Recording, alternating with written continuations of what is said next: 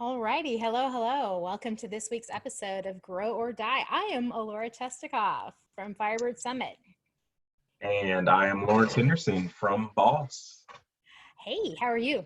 I'm doing fantastic. So glad the Connecting the Dots event is behind us, super successful and still receiving feedback. So thank you for all your support in that.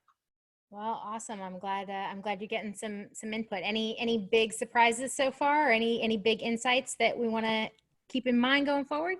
Um, just that people have an appetite for authentic leaders and speakers to continue to share and really plug in holes where a lot of people have had questions in this time, but understanding that these are actually things that people need some sustainment discussion around moving forward. So it was a real big thing. Well, that's awesome. And actually, that leads pretty directly to what I want to pick for today's topic. All right. So, today I want to talk about asking for help. Ah, It's one of those things that like very very action oriented or very accomplished people don't like to do, yeah, but it's something that everybody needs to learn how to get better at. so yeah, so everything from why is it hard, what does it yeah, mean to do it, how do you get over your reluctance to do it. yeah, So we can start where you like. So yeah. asking for help, what do you think? So I am a bit of an anomaly as it pertains to asking for help because um, early on and often I'm the sixth child of seven, and so I've always been around a team of people, and oddly enough, I was the one that always was the connector and the cheerleader and collaborator. But I had siblings who decided to be islands of excellence and pull themselves away. And in that, it led me to my chosen path right after college into the military as an officer. And even in basic training, one of the things that we always got assigned to us was a battle buddy. So this battle buddy was somebody that, regardless if you're feeling up, you're feeling down, whatever, you always would have this person with you. And so I've always had this affinity for partnership, for team, to not do life alone. But it wasn't until I transitioned out of the military and I looked around and I no longer had assigned teammates that I was like, oh, I really don't have a village. And I was starving for it. But it wasn't easily attained because for me, I love hard. I love quick. I love fast. I friend hard the same way. And so what had to happen for me were really to test it out and prove it out for people. And if I could be honest, um, finding friends is scary. Um, and the vulnerability, and again, understanding today, vulnerability is courage and strength.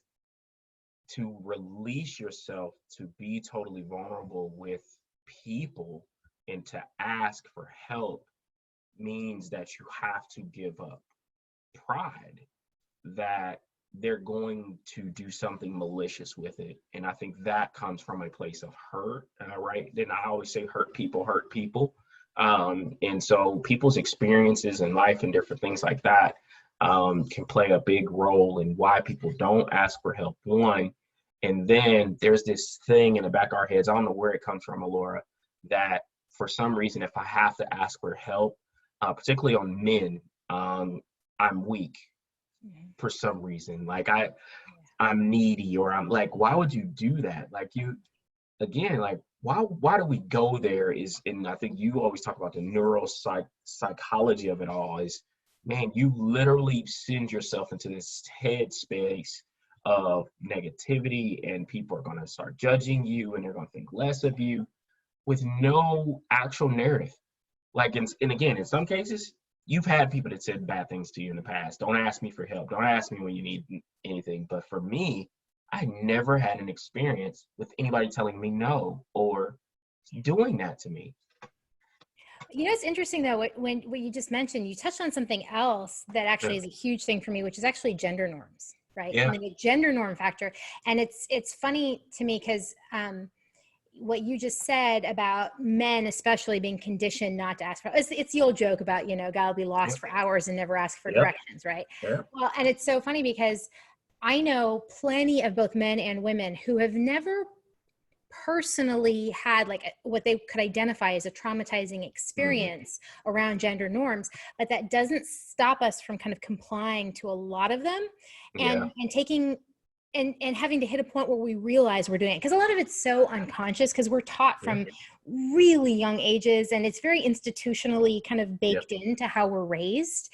And so, you know, like there are so many things I look at my parents who, you know, were not really big gender norms Mm. themselves in so many ways, but they still managed to perpetuate stuff that Yeah. neither one of them were conscious of. And you know, and in some cases it's really clear to me now when I look at it. You know, my dad is Russian and he was born in China and he was raised in Latin America before he came to the United States. So like he came from like male dominated culture, male dominated culture, male dominated culture. So my dad it took a long time for him to start unraveling some of that.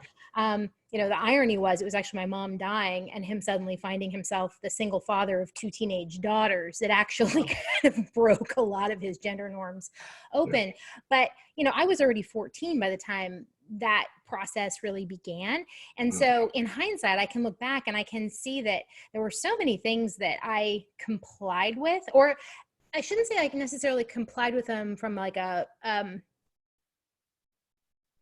an acquiescence in behavior perspective, but from a sort of acknowledgement of the definition. So in my case, one of the things that I struggle with when it comes to gender norms is that kind of being very aware of the idea that, well, boys do this and girls do this. I'm going to be tougher than everybody, so I'm always going to go with what the boys want. So I'm actually very like inverted in a lot of gender norms. You know, you've commented a lot about how a lot of times, you know, the way I carry myself is very comfortable for men. It's Yeah. one of the reasons, you know, I have so many close male friends, because I kind of am one of the boys. Like it's not, it's, but a lot of that has, but when I look back, I realize that some of it's that. And so one of the things that I really developed a lot of difficulty with is asking for help. I kind of suck Wow. at it. And it's really, it's been one of those things that as I've been trying to sort of tease out some of my own, you know, fundamentals around leadership and some of Mm. my own things. And another one that you mentioned, it's a huge deal for me, is making friends is super hard as an adult, especially if you work from home or if you work virtually. Like, you know, as adults, I think a lot of us kind of rely on work the same Yeah. way we did as, you know, relied on school when we were younger as kind of the place where we got that kind of social interaction.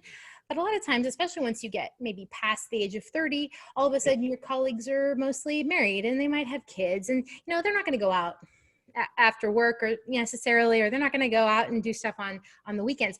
I think that's easier to find in work environments, like when you're in your 20s before people are kind of married. But, you know, at some point people kind of ease into like family domestic stuff, and then their actual external social interaction gets, Yeah. you know, more and more limited.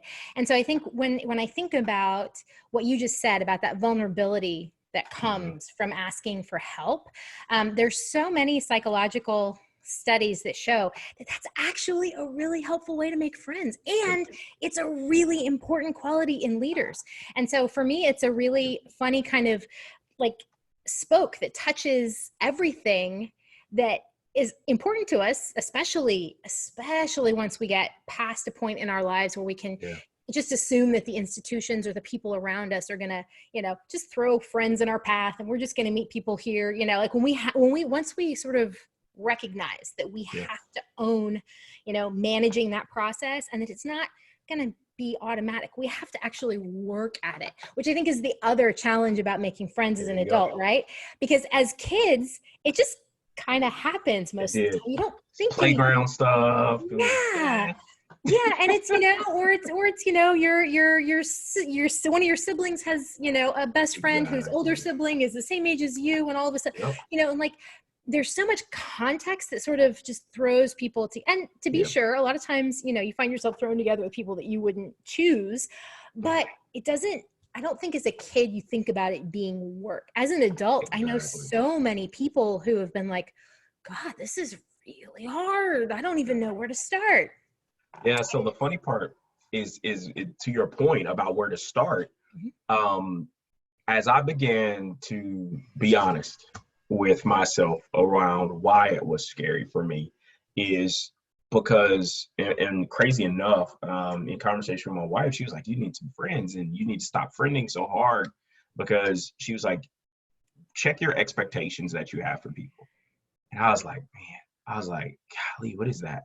Check my expectations. She was like, "You're literally like you are holding people hostage to an idea of a friend that only a couple people on the planet currently can stand up to." And she was like, what do you need from people? And are you allowing them to be that for you? And I'm looking at her like, I'm the leadership coach. Don't talk to me Dude, like your wife that. just nailed you on that, I man. know, right? That was those were It was great golden, questions. right? Yeah. And it was golden because I really started like, what do I expect from my friends? And when is the last time I've actually told somebody what I do expect from a relationship? Well, and not only that, but and this is where having a partner, especially one who you trust, is like amazing, because they see stuff like Yeah. that and you're like, damn, I didn't even notice that. Because the other thing is too, is that there's probably a lot of cases that she called out that you Yeah. hadn't necessarily recognized that that's what you were doing. And Yeah. all of a sudden it's like, well, geez, okay, so yeah, I should articulate Yeah. what I'm looking for, but that's probably also a pretty big expectation to It just, is. hurl on someone as soon as we Yep. meet. Man, and what it was causing for me, it was actually one-sided, where I was so frustrated with people that I was like, three strikes, you're out. Like you wrong, like I text you, I've given you, sewn into you so much energy, and how dare you not reciprocate with a callback? Like, we're all in traffic right now. You call me back. You're not going anywhere. You're in traffic, right? And the crazy part about it was, light attracts light. And I got clear on what I needed. And I began to speak that language out loud. And what began to happen was this beautiful thing of people who weren't supposed to be there filtered themselves. And the people who were wanting to be in my life or find other like people, they began to arise and cream rise to the top. And I think about connecting the dots in the speakers. And 2 years ago, if you would have told me I would have met Alora Chestikov, I'd have been like, who? Like, what's her background? And why would I even Yeah. interact with her? Why would that even make sense? Yeah, Like that, exactly. like if from the world I'm coming from, that makes zero sense whatsoever. But now it's like today, it's like, how's I surviving without her, like, and just her wittiness and just sharpness about business and just coaching, and like, and now I'm just like, man, she have to get rid of me. Like, like first person I'm doing podcasts with, like I had podcasts for over a year in my head and just couldn't get it off. And then a conversation with you and just pushing, and I'd say light attracts light, and asking for help from people that like, I know without a shadow of a doubt, if I ask you anything, there's zero judgment. You're literally not going to expect anything from me. And you never said that to me. I just know it in my heart. Right. And it's just like, she's not going to ask for nothing. And it's just like, that's why I owe you to be a good person, like to be Well, respectful. but the thing is too, is that that's how you show up with me. So it's not like it's, and I think that's, so again, oh man, we've gone a couple episodes without making Brene Brown references, but this is one of the things that she talks about that I love when she's an example. She calls it floodlighting. When you try to overly bond with somebody, to like, when you meet somebody, you're like, oh man, we're going to be like BFFs. Yeah, And then you overly share and you like freak them out and they bolt. Whereas exactly. she talks about, really there's, her marble jar metaphor where it's incremental, right? You have to add it in. And I think and to be fair, I think you and I are a great example of that, right? We met almost 2 years ago. It took until the last several months for us to actually kind of both of us be back in a place where it started Yeah. to make sense and we started to fit things together. Hmm.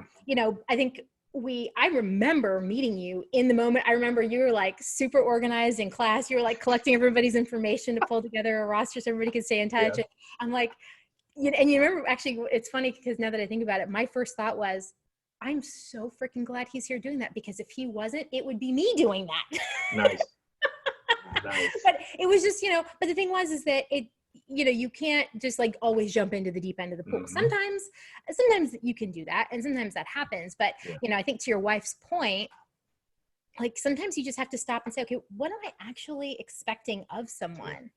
And I think this is where, back to my original question, is asking for help, right? Like, Yeah. for one of the things that that became really evident to me Mhm. it started becoming clear about 8 years ago, but it really got super clear to me about 3 years ago, is that the more my staff kind of saw me as Superwoman, the less they were comfortable bringing things to me. And so for me, what really became clear over time was that, and it wasn't just asking for help. It was, like I was, at one point I was like working like 19 hours a day. Like, I mean, there were a lot of different things that went into it. But the more I kind of like propped up this Wonder Woman kind of, persona that I was living up to, the farther I removed myself from them, and they needed me Yeah. closer than that. And so Sure. part of what I had to learn to do, well, there were a number of things, but one of the things that I really had to learn to do was to be more clear about articulating when I needed their help with something, and when I was just, asking them to step up and take something on. A lot of control freaks have problems delegating, and I never really had a problem Yeah. delegating. I'm actually pretty good at it, but I had to change the conversation. So it wasn't just, hey, I know you can handle this, take care, here you go run with it. It was more, okay, listen, I don't have the bandwidth for everything. I have to prioritize, and I'm heading for the airport. So can you do me a favor? The three of you sit down. These are, 4 or 5 different things I need taken care of this week while I'm Right. gone. Can you guys take a look at this, figure out how you want to divide it up, and then let me know. I trust you to take care of this, and I need your help. And as Wow. soon as I changed that dialogue, it Hmm. actually really changed it. I mean, they were, I could still have parsed it out to everybody, Yeah.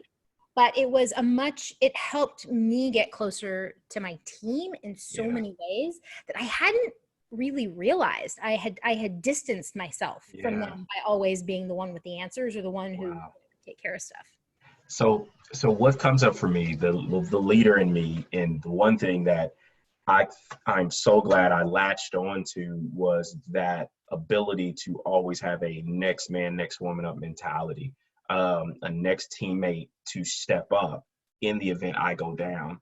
And what I just heard from you, and what really super resonated with me, is there's a level of empowerment with you allowing people to be there for you.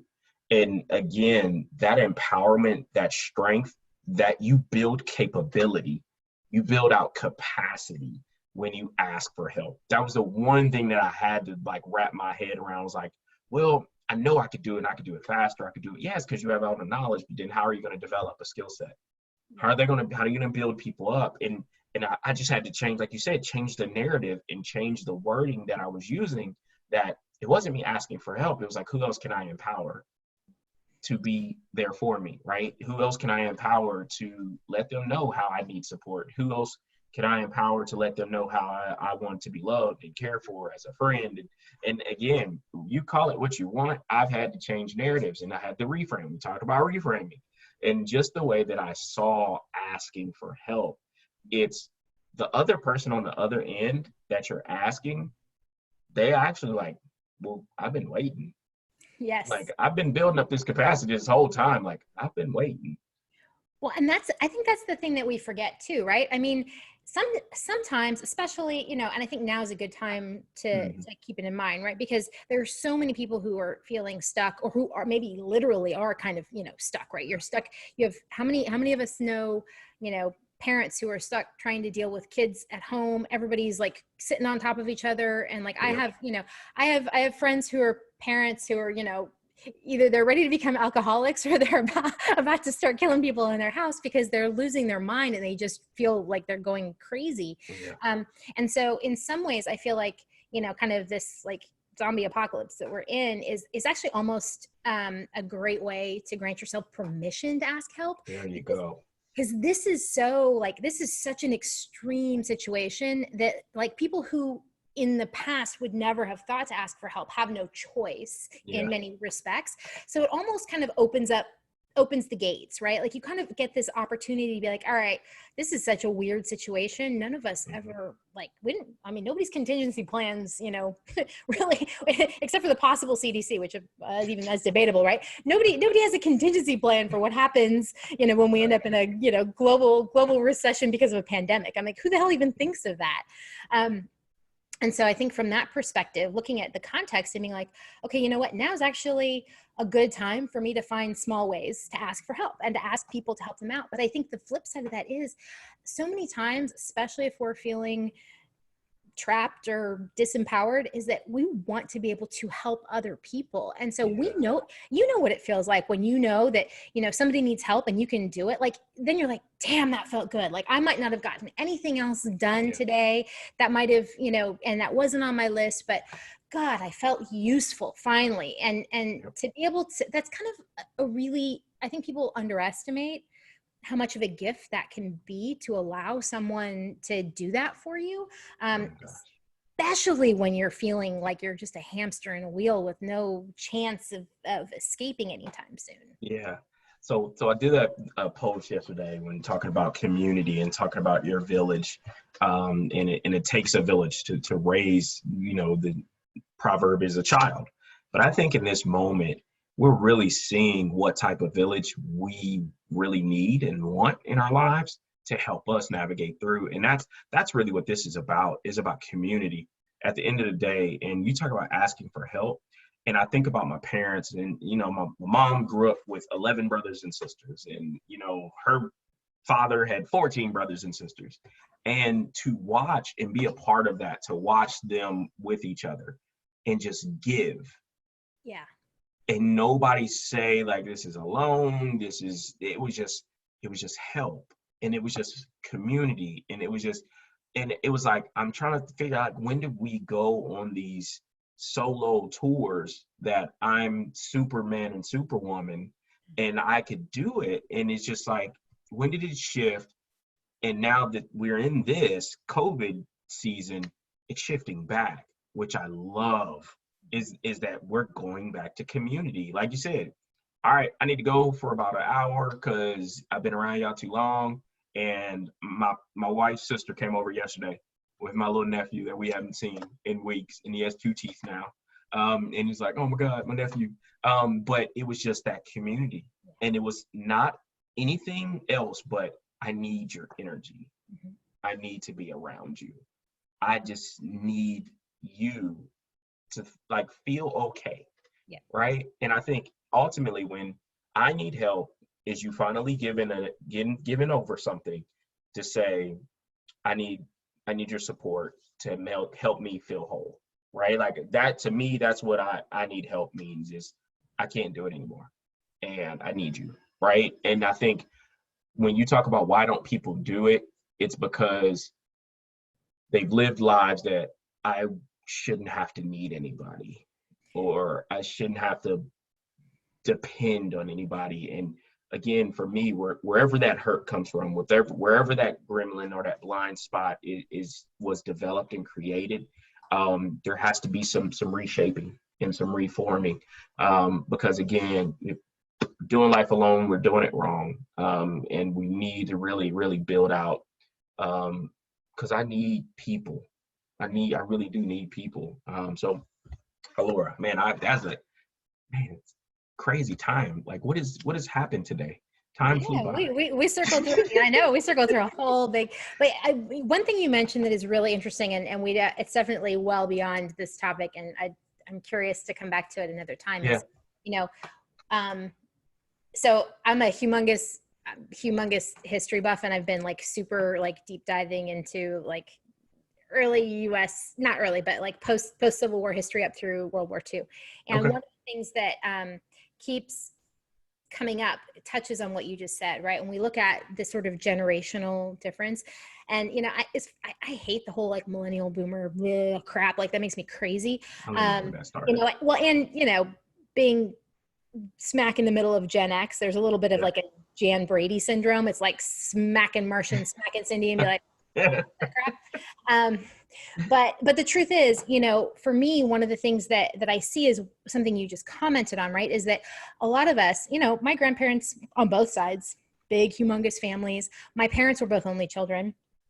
But like their parents on, all the way across were from huge families. And that sense of community, I think, was baked in a very different way as a result. And in some cases, like my dad's family, they were all refugees. So they went from country to country to country to country together, like as a group. Yeah.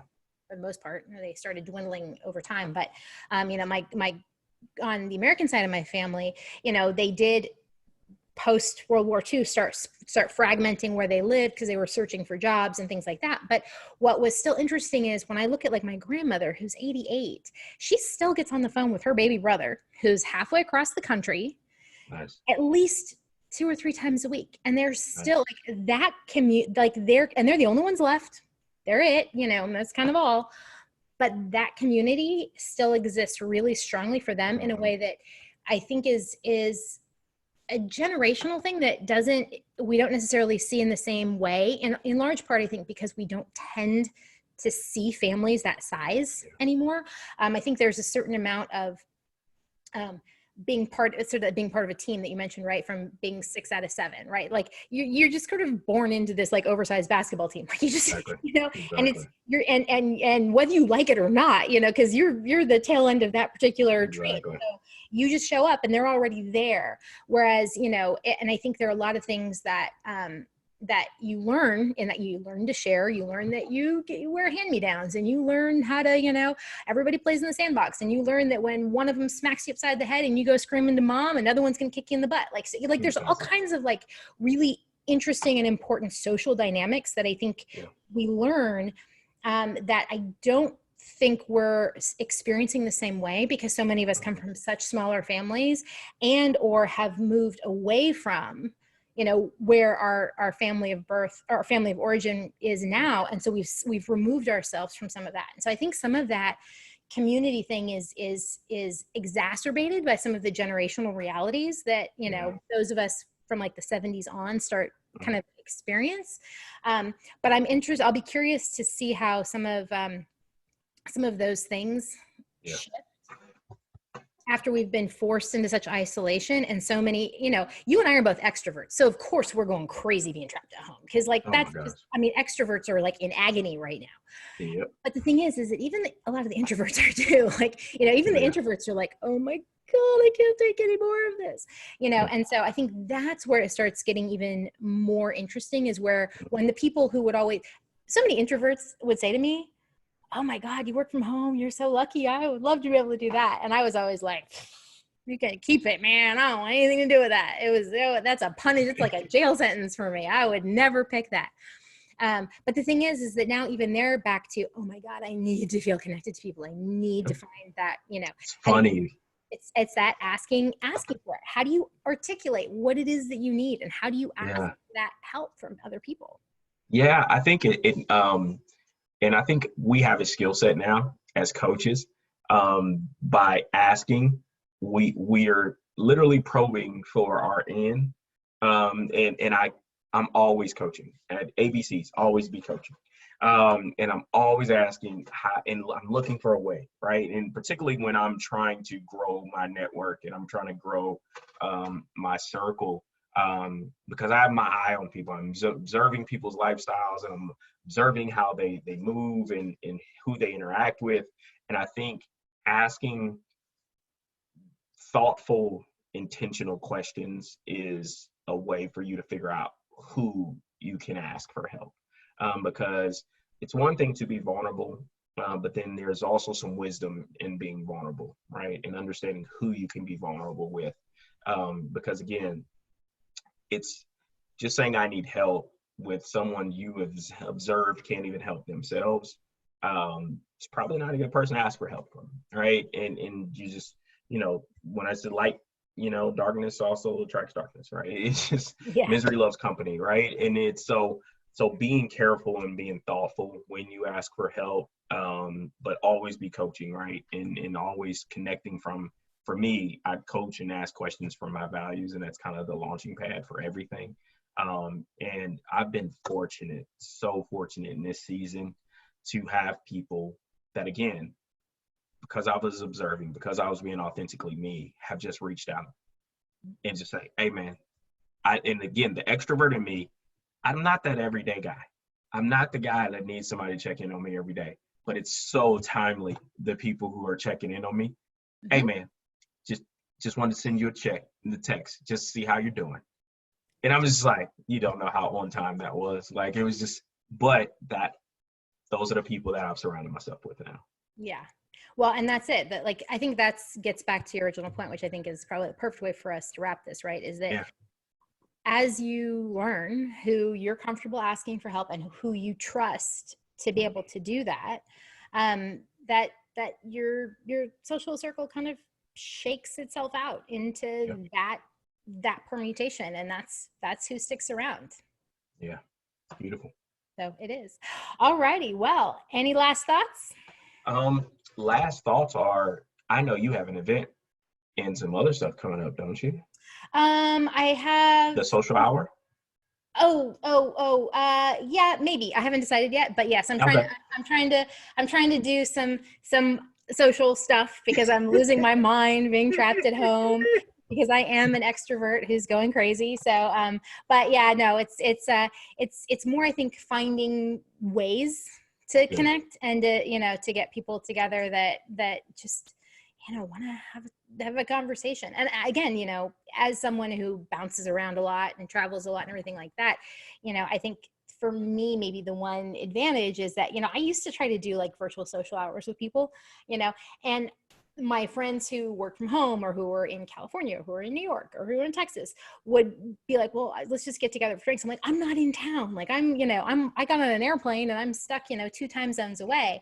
And so now it's like, you know what? I get virtual happy hours now with whoever, happens to be available, but Yeah. it's still back to that, okay, where's my social circle? I need the extrovert in me needs a little more interaction. Yeah. Yeah. But no, that's yeah, whatever you have going on, I want to be a part of it. So I Always, seen the invite and I'm ready for it. always, always. Well, thank you very much, my pal. And I will talk to you next week. All right. See you later. All righty. Bye-bye. Bye-bye.